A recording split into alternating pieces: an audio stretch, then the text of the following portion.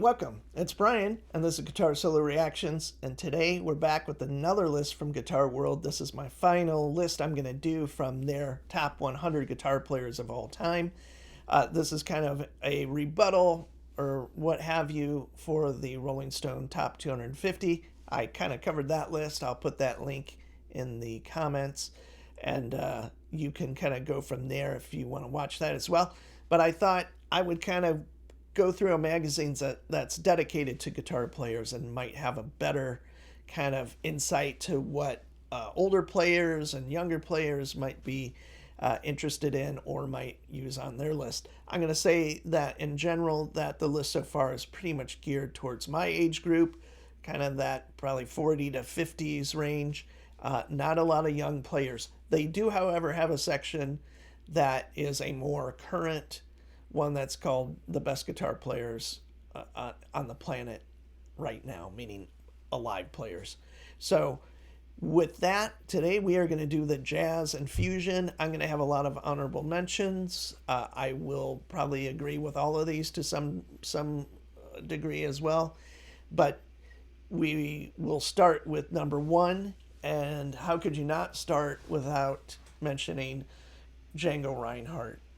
I would also say Charlie Christian figures big in that as well. I can't say I listen to either, to be honest, but they're basically the foundation of jazz guitar, amongst maybe several others, but they were virtuosos. They kind of pushed the instrument to the forefront. Django with incredible technique and then a physical limitation that kind of didn't seem to really slow him down, so he was also just an amazing player. I can't say I know much about Charlie Christian. I just know he influenced a lot of playing and phraseology and just the way you kind of attack the instrument or kind of approach it as far as a jazz sense. So Django Reinhardt's number one. You gotta agree with that no matter what. I'm sure there might be others. Number two, I think we'd all agree, Alan Holdsworth definitely deserves to be on the top five for sure.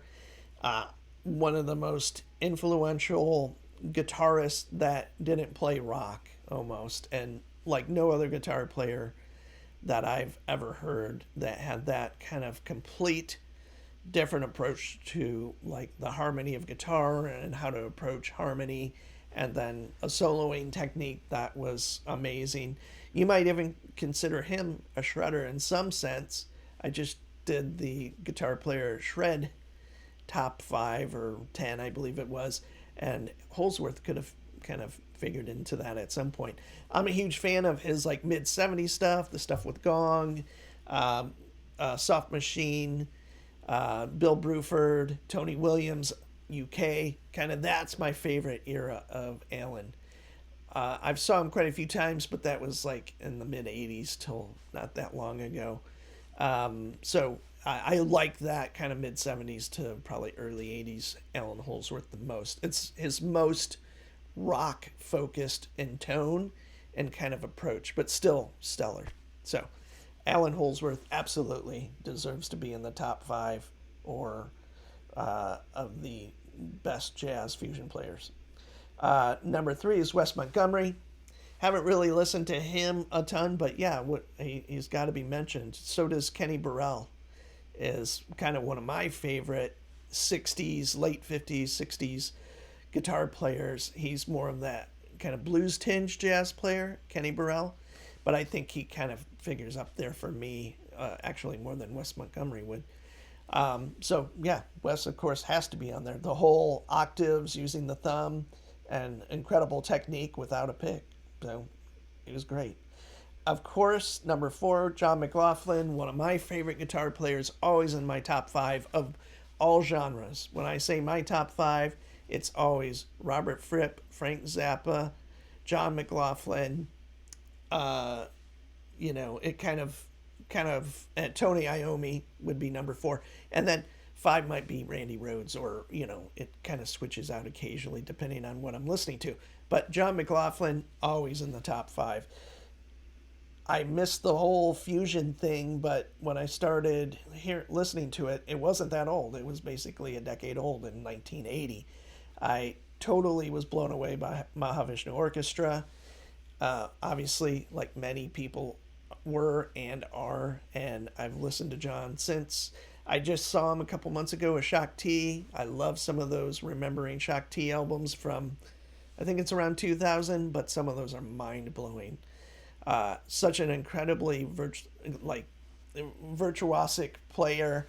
As far as his electric work, I've seen him a lot, and there was a tour where he toured with Jimmy Harrington. I don't know why I forgot that, but they did that dual thing, and John's band played a lot of Mahavishnu stuff, and that was really great to hear. And Jimmy joined him, and there was some great playing. But at Shakti, he was incredible, and playing acoustic, it just sounded beautiful, and his playing was perfect. So maybe everybody has a bad day, especially when, how old's John? 80? I mean, and not to mention all his work with Miles. Uh, so much stuff, and so much in the 80s. Another high point for his electric playing, probably my last favorite record of his electric playing, mostly electric playing, was The Promise. And they do Django, John Lewis song, and Jeff Beck does it. Incredible song and great version. There's a cool, very short jam with John and Sting and Vinnie Colaiuta. That's mind blowing. I could listen to a whole record of that. And then there's some really cool kind of neo bop, like really kind of cool stuff going on. Before that, Adventures in Radioland, that Mahavishnu record, that kind of regrouping that kind of started in 1980. They did one record that Billy Cobham was on, and then they did Adventures in Radioland, which I don't believe Billy Cobham was on that. I think it was, I want to say Mitch Foreman, but that's a keyboard player. Danny Gottlieb, I think, is the bass or drummer on that. And of course, the amazing Jonas Hellberg is the bass player.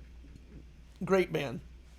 Anyway, I could talk about all the times I've listened to John or seen John, but definitely in my top 5, and definitely deserves to be in the top 5 jazz players. Number 5, Larry Carlton. I guess I would consider him kind of a fusion player. There was definitely a time I listened to him a lot in that mid 80s. I kind of discovered fusion in early 80, and then kind of really dove deep into Larry Carlton, the Dregs, Lee Ritenour. Kasumi Watanabe was one of my favorites. He never gets talked about, but he was really, really cool and forward thinking. Mike Stern. I don't want to give too many away because I want some honorable mentions here at the last bit here. So they mention Pat Metheny as an honorable mention, like I just said. He definitely deserves to be in the top 5. Let's just extend it to 10, and we'll kind of go from there. George Benson definitely should be in there. Sean Lane, I would consider him more of a shred player that would belong on that shred list. He definitely had a lot of influences, kind of like McLaughlin, and could really.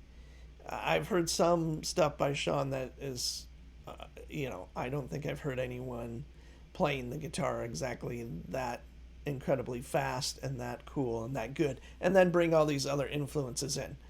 And then the last one here, we're going to round it out, say it's 10, is Frank Gambale. Definitely.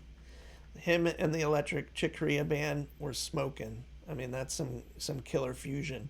A little dated for me now, but I love that band. I wouldn't really think of Frank that much, to be honest, except in the context of that band. But for honorable mentions for me, as far as jazz goes, you have to mention Bill Frisell. You have to mention, Mike Stern. You have to mention John Scofield, John Abercrombie, Kevin Eubanks, Steve Kahn, Borelli Lagrene, I believe how you pronounce that. There's a million more, as far as fusion players.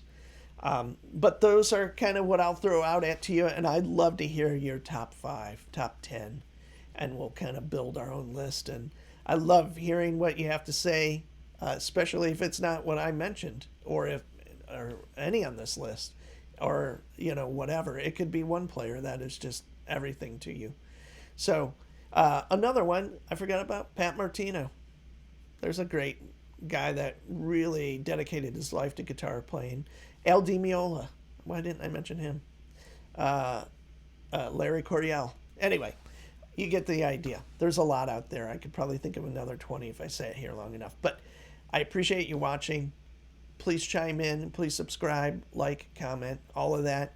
And I will link the Rolling Stone Top 250 to this list. Maybe I'll link all of them. I don't know. But I appreciate you watching. I'll see you soon.